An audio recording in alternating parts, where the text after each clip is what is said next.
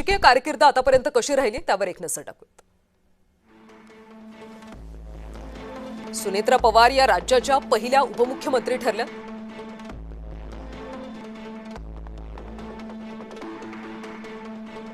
अजित पवार राष्ट्रवादी काँग्रेस पक्षाच्या राष्ट्रीय अध्यक्ष। अजित पवार यांचं अकाली निधन झाल्यानंतर त्यांच्याकडे हा सगळा पदभार आलाय। 2024 मध्ये बारामती लोकसभा निवडणुकीत सुप्रिया सुळेंकडून त्यांचा पराभव झाला। लोकसभेतल्या पराभवानंतर राष्ट्रवादीकडून त्यांना राज्यसभेची खासदारकी देण्यात आली।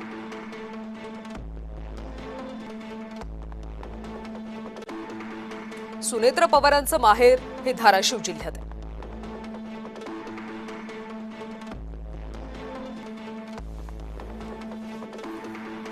राष्ट्रवादीचे ज्येष्ठ नेते पद्मसिंग पाटील त्यांचे बंधू आहेत।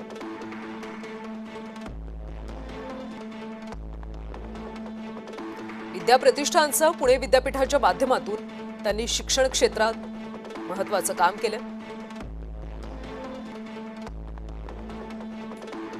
सुनेत्रा पवार यांचा पर्यावरणविषयी महत्त्वपूर्ण अभ्यास आहे।